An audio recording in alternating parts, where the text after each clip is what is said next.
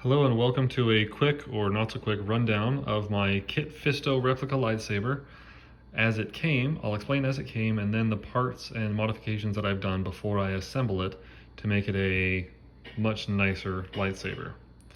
As it came, it had a bunch of these plastic things that were just there, just for show. They're part of the original design. I have pried them out and cleaned them up. I just set them back down so you can see. Woo! All right.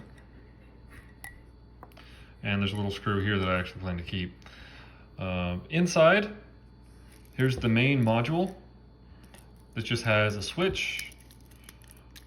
And as it came, if you turn the knob, then it would flip this switch. Then that switch connected to the battery module and the speaker. So in here was the battery, speaker, and I think the sound card's probably in here. But you have honestly, for typical commercial stuff, it was pretty good, but nowhere near the custom saber market stuff. So I wanted to make it nicer, brighter, louder, and have some extra effects. So here's what I've done. First, disassemble, of course. Only tricky part was on the main switch, there was a little punch. There's a knurled knob with a little punch that I had to go through. Oh, here it is. Woo, focus. All right, there's a knurled knob, and there's that punch that I put partway back through. That was a little tricky to get off. The rest of these were just glued in, and I have since drilled out those holes and made them wider. These I just drilled out to make them wider. These I have tapped, these three, I have tapped for the new components that are gonna go in place. To start with the top, so for disassembly, just screw off the top, and I'll do the same on the bottom. Woo, parts roll around. All right. The good and bad side of this Kit Fisto hilt is that it's almost all one piece. The top section is a little bit narrower than the rest of the hilt. And while most of the custom saber stuff that you get from the Custom Saber Shop, which is a very useful website, is made for a 1.25 inch inner diameter, all I know with this is that it's closer to 1.2. I lost my calipers in the move, so all of this work has been kind of, let's sand it until it fits, and that's as far as I've gone. So after disassembly, I sanded out the inside, especially the bottom parts where I plan to hold the sound card and speaker, and then the top so it could receive the Custom Saber Shop Kit Fisto hilt modification kit. That's this part. So as it came, it just had this copper round that screws in the bottom to hold LEDs in place. It's designed to have LEDs inside this, but I'm going to do a string blade instead. So I had to sand out the rest that it had there to make it smooth, and I also drilled a hole through that copper piece for ease of wiring. Then at the end, afterward, I ended up drilling a blade retention screw hole through these, because this will slide up inside. Inside this, on top of that copper piece, is going to rest, these are the LED connectors for the main blade LED. So this is a holder that I got from Shapeways. This is from the Stock Custom Works. Dimitri Stock does a lot of 3D printing and design for some high quality lightsaber components. He made this, also these. So instead of having normal connections, this style of connection that's starting to become common with lightsabers is they'll have spring-loaded connectors on the hilt side, and then just good contacts. These are the gold-plated ones that I got, again, from Stock Custom Works from the Shapeways, and this will just connect, and once the blade is assembled and this is inside, then I'll press this down inside the lightsaber itself, and I'll have a good blade contact for positive and negative and the data line for the LED string. So here's the LED string that I bought. This is a WS 2812B or the SK6813. This brand is the Olitov brand, or a light of, whatever you want to call it. Not really the recommended brand because the colors aren't quite as true, especially the reds.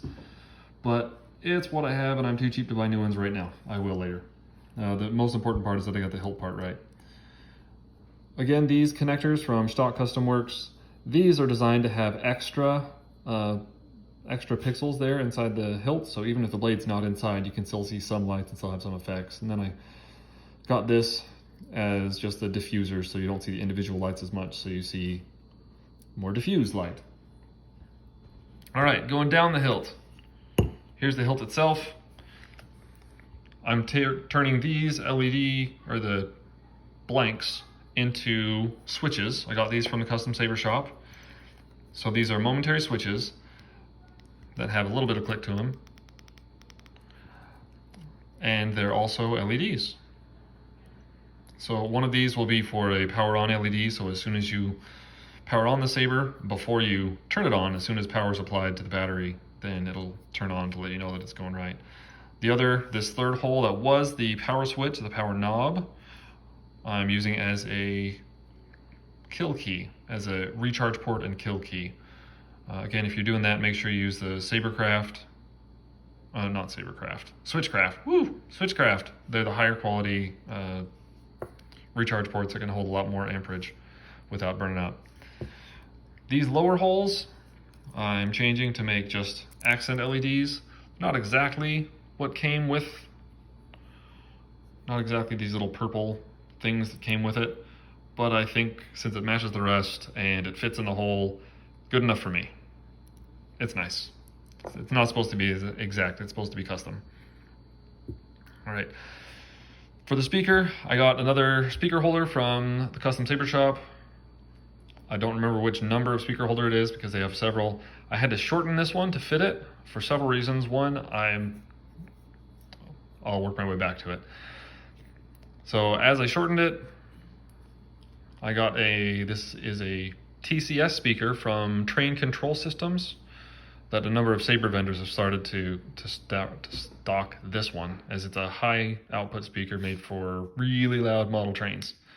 This will go inside the speaker holder, which goes inside here, which then gets held in place as you screw on the base. But it'll work a lot better once it's wired, and I have two hands. Aha! It'll fit kind of like that. Again, I already talked about these accent LEDs. Above the speaker goes to right here. Above that, here is the chassis that I made out of, this was two old Force Relics chassis that I had for 1-inch diameter for projects that never ended up following through. I took these and I cut them up to the right size to fit the sound card that I'm using, which is the Proffi 1.5. So using this, so I previously only used the Plector Lab soundboards, and I wanted to try one of these new ones. Also a Bluetooth module with it, so I can do some of the Bluetooth controls. So I cut it to size, so it will fit right in here, and even the previous clips there to hold it in place will work. I used a piece of foam tape to attach this second layer so it's more rigid. As before, I just cut the pieces and they were separate, so now it's rigid. Then I epoxied, well, after I did some other things, I epoxied after. I took some Delrin that I had, so it's very similar to acetal, and I drilled that out, ground the outside so it was the right inside diameter to fit inside this. Again, I don't know what inside diameter it is.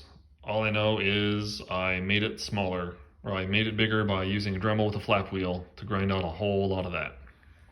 Then I got this Delrin to be the right size, drilled it out, and cut myself a couple rings so they could transfer the 1-inch cradles that I had to the 1.2-ish, 1.18-ish inch inner diameter. So the sound card will sit on top. The bottom has a board cutoff. So again, the kill key is for the battery cutoff. This is the board power cutoff. I've epoxied those together. So those will stay in place. That will take up this section of the inside of this. Again, it's gonna be kind of tight because after this, I wanted to use a monster battery. So Orbtronic 26650. This will take up a lot of space, but should give me plenty of runtime for these 2 LED strings that I want to run at pretty high output. And if for some reason I can't get this to fit, then I'll have to make a new chassis to fit an 18650 instead of a 26650 and have that with the board on top. So plan is take this, I'm going to solder on connections for positive negative, make sure I use some nice fat gauge wiring. I have some 18 that I'm looking at using. After that I'll heat shrink it. I had some old craft foam from a packing thing that I had a long time ago because I keep lots of random junk. And after it's heat shrunk, I plan to just glue these to the outside so I can press these in and it'll hold the battery in place. Hold the battery in place well so it won't jiggle around, won't be damaged that way, and still leave me room for wires to run around it because there's going to be plenty of wires going there. All right, well that is pretty much what I've done so far. That's me getting ready to assemble it. Hopefully within the next week or so I'll actually start doing it, and when I do I'll have more video. So thanks Cam for making me do this, and see you around.